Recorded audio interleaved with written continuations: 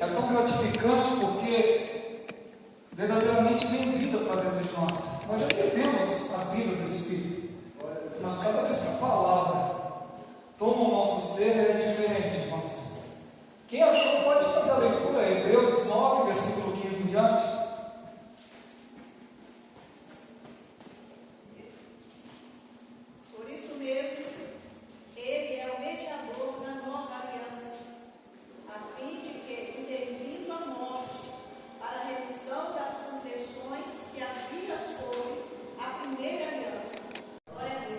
Pelo sacrifício na cruz, que nos concedeu vida plena e vida em abundância. Muito obrigado, Jesus, pela vida de cada irmão aqui presente, por aqueles que hão de vir, por quantos e quantos que ainda, Senhor, alcançaremos, Senhor, pois o Teu Espírito está sobre nós para multiplicar, Senhor. E como um dia uma irmã cantou no seu hino, dá-me filhos, se não morro, assim nós clamamos. Dá-nos filhos, dá-nos almas com abundância, Senhor, para a glória e para a honra do Teu santo nome. Dá-nos filhos, Senhor, se não morrermos, Senhor. É mais importante viver em Sua presença, fazendo Sua vontade, do que a vontade deste mundo. Como diz o salmista, vale mais um dia em Tua casa do que 1000 em qualquer outro lugar. É no Teu altar que somos restaurados, saciados e renovados. É no secreto que aprendemos de Ti, aleluia, e recebemos a virtude dos céus, glórias ao Senhor. E em Ti que nos deliciamos, Senhor, e comemos das delícias, Senhor, que poucos provaram, mas só aqueles que são Teus, Senhor, alcançam essa noite. Fica conosco, Espírito Santo. Tu que nos selaste, Tu que és o nosso selo, e que nos faz mais parecidos com Cristo, que nos revela a palavra, fala ao nosso coração, para a glória e para a honra do nome do Senhor Jesus. Amém e amém. Pode se sentar em nome de Jesus Cristo. Graças a Deus. Uma vez comprados por Cristo Jesus, pelo seu sacrifício na cruz, uma vez comprados, irmãos, olha, vamos entender o português bem claro. Uma vez comprados, quer dizer que não somos mais nossos, nós temos um dono, somos propriedade de alguém. E essa semana, evangelizando um rapaz no trabalho, ele fez um monte de perguntas. Mas como, Fábio, que isso pode ser possível? Como pode ser assim, assim, assim? Ele já tinha, veio outro, já passaram por umas 50 igrejas. Eu tive muitos ensinamentos lá, de tudo que a denominação aprendi, porque eles passaram por tudo que é igreja. E falou, mas Fábio, como que isso é possível? Eu passei por uma coisa seguinte: uma vez que você se apresentou a Cristo, você simplesmente entrou no clube social. Há uma diferença muito grande entre entrarmos numa porta e clamarmos a Jesus que nos salva. Eu perguntei a um deles, assim, você no dia que aceitou Jesus, como foi o seu encontro? Eu fui lá, aceitei Jesus, você não sentiu um pesado no coração? Não. Então, porque o seu primeiro encontro com o Senhor não foi aquele encontro que mexeu com você. A outra, até chorei um pouquinho, a igreja estava cheia, passou por umas coisas da minha vida. Eu falei, você foi pelo emocionalismo. Porque uma vez que você tem encontro com o Senhor, dificilmente você voltar mesmo. Os irmãos que no passado tiveram encontro com Jesus. O irmão lá, Jacó, teve um encontro lá no rol de Jaboque. Ele não voltou mesmo. Ele teve um encontro com o Senhor. O anjo representando Cristo tocou nele. Ele saiu lá no canto. Quando o Senhor Jesus toca, alguma coisa de nós vai sair quebrada. Quando o Senhor encontra com Naamã, os diagnósticos dos médicos da terra era lepra. Mas o diagnóstico de Deus era muito mais profundo. O raio-x dos céus demonstrava um câncer, pior do que um câncer físico, um câncer na alma, um câncer do espírito, que demonstrava que o homem estava cheio de orgulho, cheio de vaidade, de autossuficiência, por causa da sua postura. Mas o diagnóstico do céu vem automaticamente, e Deus dá a receita para o profeta, prescreve esse remédio para ele. E o homem ficou irado, porque nunca imaginou. Pior coisa, irmão, para alguém que é arrogante, é você mandar um servo lá falar com ele. Ele quer sempre conversar com quem? Eu quero conversar com o seu patrão. Eu quero conversar com o seu dono. Chegou na casa do profeta, o profeta falou o quê? Manda o seu empregado, diz para ele ir lá. Eu saio da minha terra, eu com minha postura, venho aqui, o homem nem me recebe, ainda manda o empregado, está dizendo que eu tenho que tomar banho no rio, igual o rio, que era o rio de Israel, né? Deus não estava querendo de forma alguma envergonhar aquele homem, mas está querendo expor o que estava dentro de sua alma. Então, muitas vezes, quando chegamos até o Senhor, chegamos de um jeito. E não tenha medo, porque quem conhece o Senhor e é conhecido de Deus, não tem medo de falar: Senhor, exponho minhas falhas, exponho os meus erros, exponho as minhas fraquezas. Não tem vergonha, porque aquele que é amigo, ele vai tocar na ferida, mas vai ter a cura para dar. Só quem pode mexer na ferida de alguém é o médico. Você lembra? Só quem pode mexer na ferida de alguém é o médico.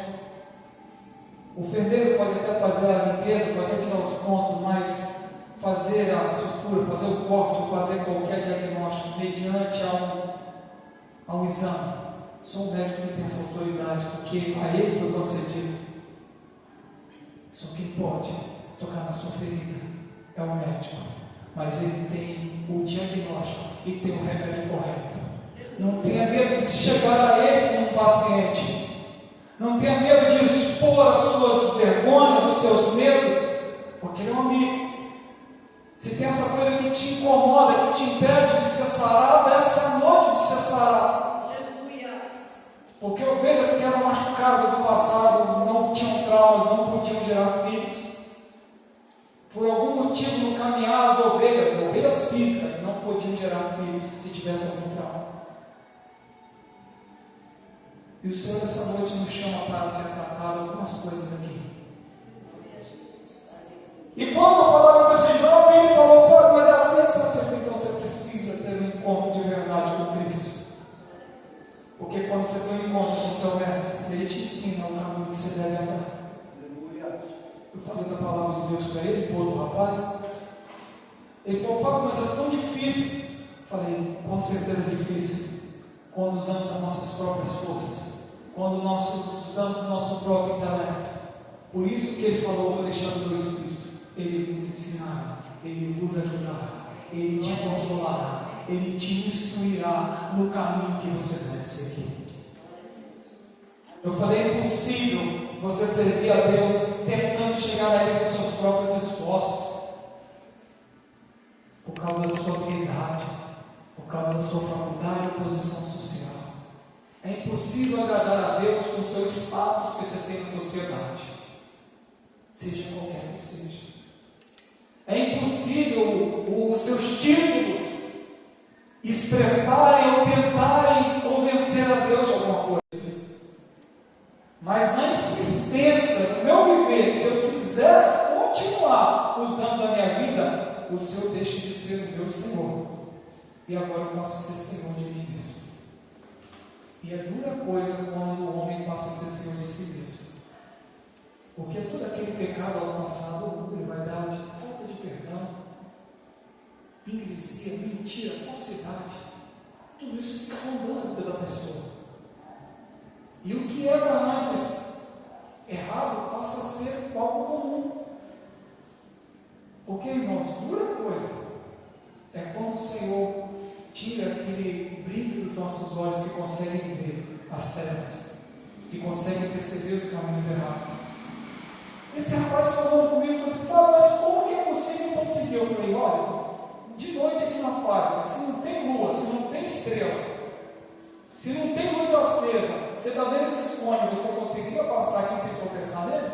Não, é impossível, Fábio. Eu falei: então, quando a gente vive no pecado, é da mesma forma. A gente vive tropeçando na vida, vive entrando em caminhos errados. Mas quando Jesus entra em nossas vidas, os nossos olhos são abertos. E o que para nós hoje, a gente fala, poxa, Fábio, como que fulano não viu isso? Como que fulano não está vivendo essa vida? A gente tem que olhar para nós e dizer, obrigado Deus, porque eu vejo. Porque o que para a gente é tão simples, mentira, tão pesado, tão ofensivo a Deus, que Deus fala que quem mente é filho do diabo. Se esse entendimento não chegar na mente das pessoas entenderem que se eu minto, eu sou filho do diabo, se isso não gerar um temor, aí você fala com o crente, irmão, tá? A Bíblia fala que você é filho do diabo. É mesmo? Não é mesmo? Você fica rindo, achando graça. Não é para rir, não, irmãos. Eu estou no lugar de filhos, mas eu não sou filho. Só quem torna isso um peso na nossa consciência é o Espírito Santo, é a comunhão com o Senhor, porque a luz do Evangelho me revela as trevas que o pecado causa. Então, irmãos, o dia que eu vim para Cristo, a luz me revela o caminho que eu devo seguir. E o que agora, para a gente é tão simples, no mundo ainda é difícil. Eles vão continuar tropeçando nos fones, batendo nos carros, pisando em árvores, pisando em cipó, serpentes picando no meio do caminho, simplesmente porque o cristão tem a dádiva de poder enxergar os obstáculos, as trevas que assolam a vida das pessoas. E isso é motivo para a gente agradecer a Deus. Você pediu talvez hoje em dia, não sei o que é um motivo para te agradecer, minha vida é tão sofrida. Agradece porque você conseguiu chegar aqui. Porque muitas pessoas não conseguem ver os seus erros, reconhecer as suas faltas. E o Espírito te revela. A outra parte, agora, a vida que está em Cristo, eu vou viver ela. Como assim, Fábio? O que Jesus ia fazer aqui na terra, ele não pôde continuar fazendo porque ele morreu por mim, agora eu vou ter que fazer por ele. Mas como? Ele vive o seu Espírito para passar a mente dele para dentro de nós e conseguirmos entender e fazer o que ele quer. E aí, na Escritura diz o seguinte, que o que se lembra, que uma vez que aquela pessoa que prometeu algo para alguém foi lá no cartório e escreveu um testamento, eu hoje passo todos os meus bens, a partir da minha morte, passo todos os meus bens para Samuel. E ele vai receber todos, ele fica todo feliz. Aí ele vai lá, pai, quer dizer, quando você morreu, eu vou ter tudo sim. Ao vivo 150 anos.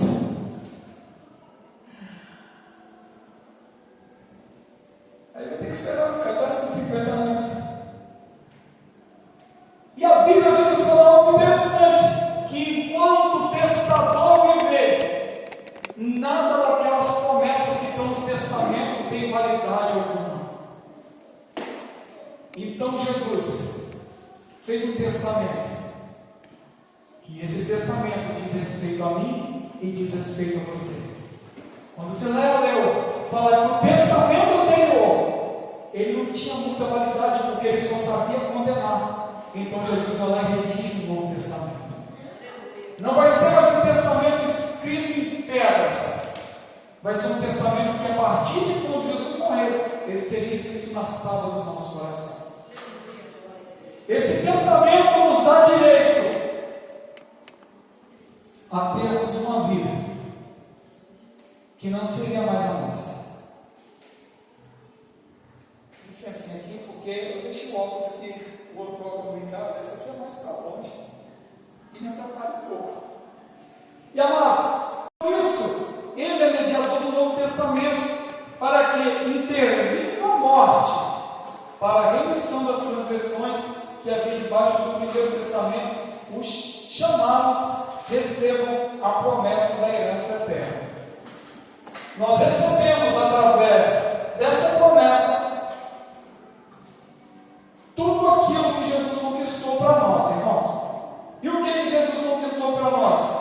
Primeiro, vida plena, saúde plena. Ele trocou a partir de que Jesus morreu, em Ele estava vivo, porque ele é a vida, mas nós estávamos mortos. Jesus morre e no testamento está escrito o seguinte: quando eu morrer, eles passam a ter minha vida. Como assim, Fábio? Nós estávamos mortos. Para Deus, todo aquele que não tem o seu Espírito dentro dele está morto. Jesus morre, está no testamento, que todo aquele que cresce nele teria vida plena e vida eterna. Todo aquele que cresce nele teria todos os direitos celestiais de ser cidadão dos céus e compartilhar as coisas dos céus. Tudo aquilo que Jesus fez aqui, irmãos, passou a ser direito nosso também.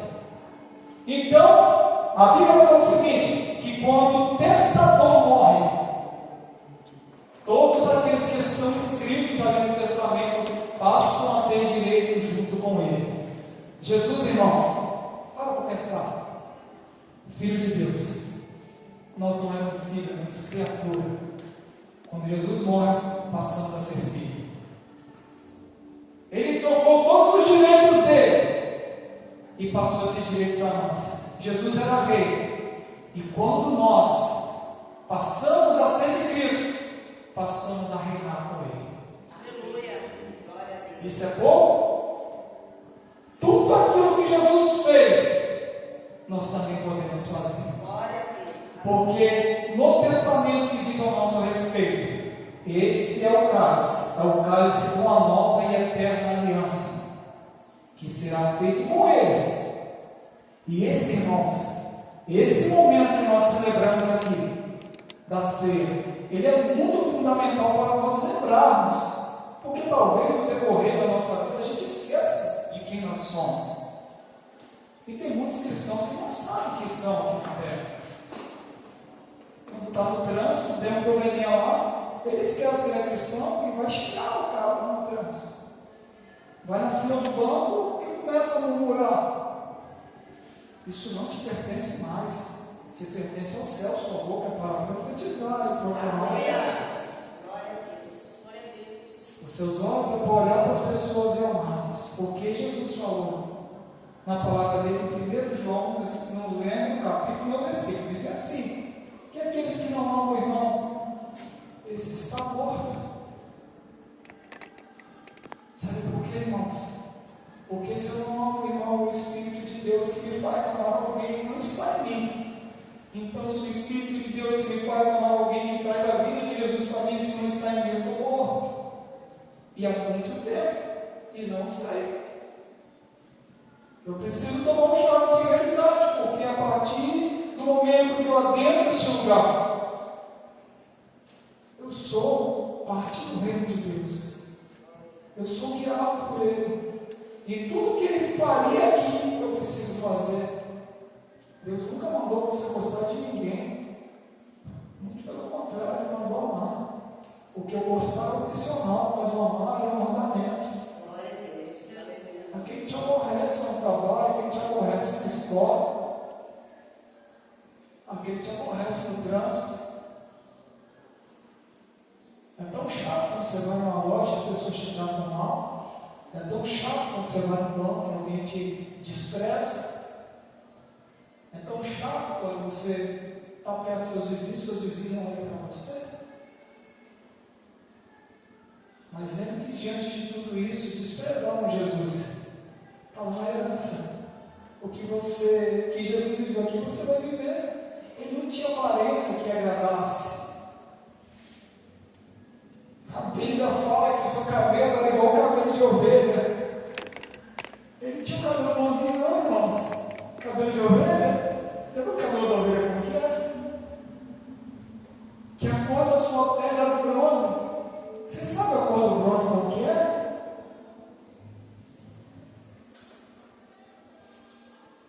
E aí os romanos, os europeus, estereotipam Jesus com camarada de olho azul, de boa aparência. A sua aparência não era agradável.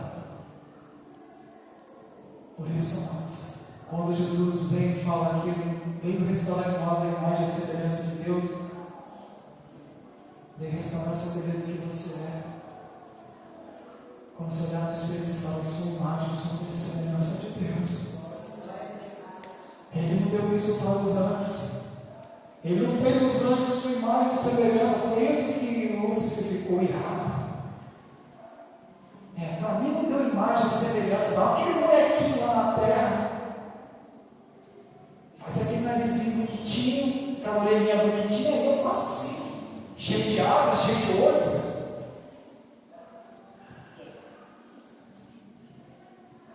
E a nós ele fez a sua imagem, a sua semelhança, para que ninguém te despreze. Agora você olha, você sabe que você é alguém aqui na terra. Aleluia. E você é, quando Jesus morre, o testamento passa a ter validade. Se Jesus não morresse, nós só ficaríamos no quase. Mas agora que Jesus morre, nós estamos lá, nosso pé está nos céus. Somos parte do reino celestial. Fazemos parte do reino de glória, onde não há dimensão, onde não há limite. Dizem que o céu não é limite, mas para o reino de Deus não há limite. E a gente vê Moisés experimentando isso. A gente vê Elias experimentando isso.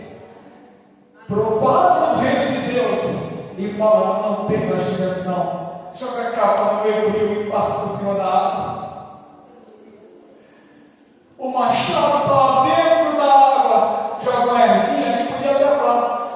Ele podia fazer qualquer coisa. Vou fazer uma coisa difícil. Vou jogar um galinho lá. E vai lá e põe.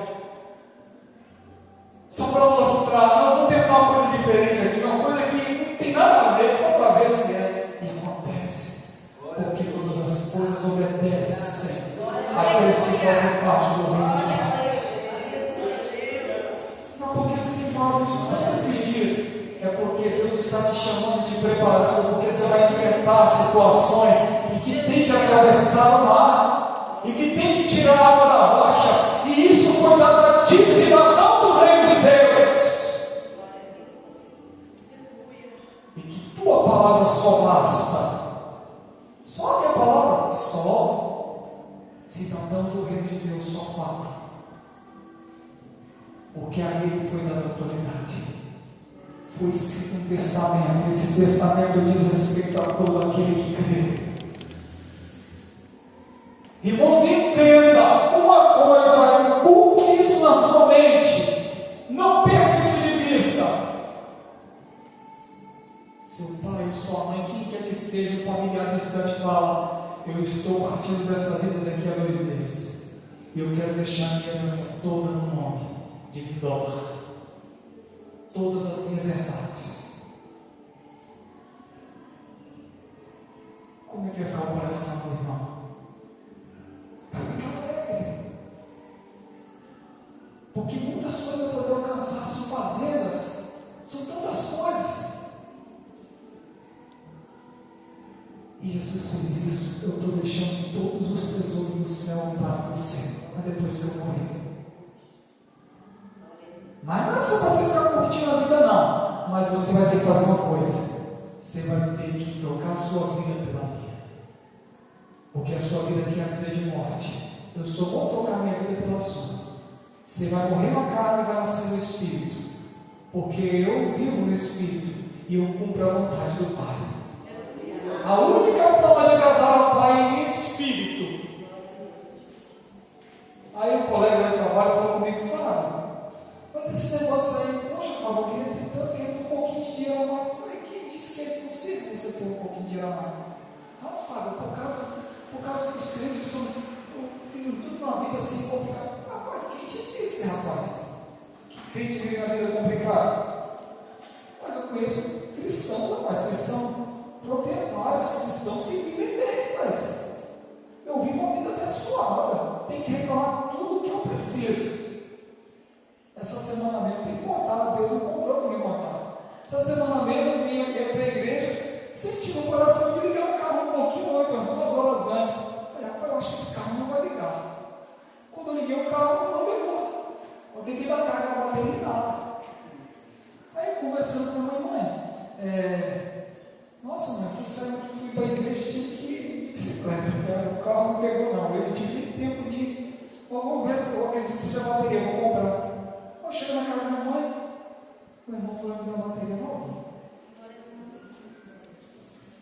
Irmãos, eu falei com ele, rapaz, eu não tenho tudo que eu quero, mas graças a Deus, só penso às vezes, vem encher. Tudo que eu preciso, que eu tenho verdadeira necessidade, o Senhor vai me concede. Falei, cara, para que você quer ter muito? E se você precisar de muito, Deus vai te dar. Mas uma coisa eu vou te falar, Deus antes vai mudar a estrutura sua. Rafa, por quê? Esse tipo de pergunta, irmãos. Foi porque nem todo mundo foi chamado para ter. Porque Deus sabe, se Ele te der demais e você passar a ser dominado por esse ter muito, Ele não vai querer te perder para as coisas de cá. Então, falei, Deus antes prepara a nossa estrutura para colocar coisas grandes sobre nossas vidas. Amém. Porque nem todo mundo está capacitado a ter. Porque muitas pessoas têm, e aquilo que tem é o seu rei, é o seu dominador. Mas hoje nós aprendemos com Cristo. O sacrifício dele nos concede tudo aquilo que o Pai nos deu. Temos riquezas tremendas, tanto físicas como espirituais. E ele morreu. E quando ele morre, o testamento passa a ter a validade. Se põe de pé no Senhor Jesus, nós vamos adorar ao Senhor. Adorar e honrá-lo. Adorando e honrando. Porque quando honramos, lembrando o seu sacrifício, por essa rica e poderosa oportunidade que Ele nos concede. Você que é batizado, você tem a oportunidade. Você que é batizado, mas não vou não, e pede perdão hoje, reconcilia. Que o Senhor restaure a sua vida, em nome de Jesus. Aleluia. Nós te rendemos graças, Senhor. Aleluia. Toda honra, todo louvor, toda adoração. Santo Espírito. Glória a Deus. Vivendo em mim. Aleluia. Glória a Deus. Glória a Deus. Este é o pão Glória a Deus.